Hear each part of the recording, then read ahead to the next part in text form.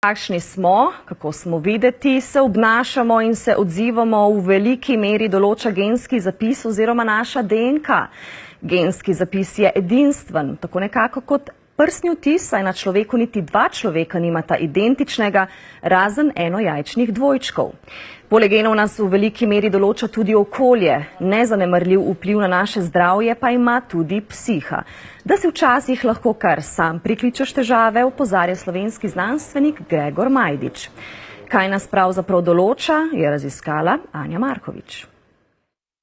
Morda imate gene supermena, a ob nezdravem načinu življenja vaše zdravje ne bo prav nič super. Te geni niso kot nekakšen kuharski recept, ampak bolj, če tako rečemo, poenostavljene sestavine, iz katerih lahko skuhamo ali spečemo recimo potico ali pa neko enolončnico, in da kombinacija teh genov potem privede do našega organizma, do naše osebe, do naše osebnosti. Temelj proučevanja znanstvenika Gregorja Majdiča je tudi vpliv okolja na naše gene.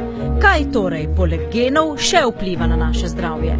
Seveda gre predvsem za recimo način vzgoje pri otrocih, kako potem končno tudi prehrana, recimo velike posledice, veliko vpliv na delovanje naših teles ima stres v različnih obdobjih življenja. Kaj ste podedovali od prednikov, lahko danes preverite tudi preko genetskih testov. Če vemo, za katere lahko preventivno delujemo na različne načine, s tem si v bistvu odmaknemo nastanek bolezni v prihodnost ali sploh v bistvu preprečimo, oziroma si povečamo, kar je za mene bistveno, obdobje kvalitetnega življenja. Ne? Ker tebi nič ne pomaga, če ti živiš 100 let, če živiš 50 let slabo. Ne? Pa ne le potencijala za razvoj bolezni. Preverite lahko tudi, katera hrana in vadba sta za vas najprimernejši. Izpolniš vprašalnik, odvzamejo ti vzorce sline. Predvsem se fokusiramo seveda v osnovi na kako se presnavljajo ogljikovi hidrati pa maščobe, ne, se pravi poznamo 3 vrste maščob. V drugem koraku pa seveda tudi na kakšen način, koliko različnih vitaminov in posameznih učinkovin dnevno človek rabi za optimalno delovanje. Ker s tem dosežemo 2 cilja. In sicer prvi cilj je, da ne obremenjuje telo z nepotrebnimi stvarmi, ki mu v bistvu ne pomagajo pri njegovem funkcioniranju. Ne.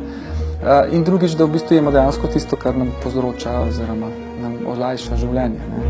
A na nekatere stvari pač ne moremo vplivati.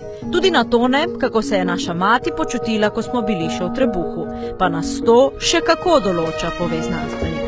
Imajo recimo otroci, ki so izpostavljeni hudemu stresu, večje težave z urejanjem telesne teže, večjo nagnjenost k debelosti, pa tudi nagnjenost k nekaterim duševnim boleznim, kot smo rekli, depresija, anksiozne motnje in podobno se pogosto pojavlja pri ljudeh, ki so bili izpostavljeni stresu v zgodnjem otroštvu ali celo preko mater, ko so bili še v maternici v trebuhu.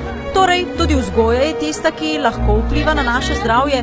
Če na primer prek genskih testov ugotovimo, da ima naš otrok potencial za razvoj na primer Alzheimerjeve ali Parkinsonove bolezni, ga lahko v skladu s tem tudi vzgajamo. Pri otrocih je pomembno, v kakšen šport oziroma kjer aktivnosti ga usmerjamo, ker značilnost pri Alzheimerju je, da v veliko udarcev v glavo pri določenem tipu povzroči zgodnega Alzheimerja.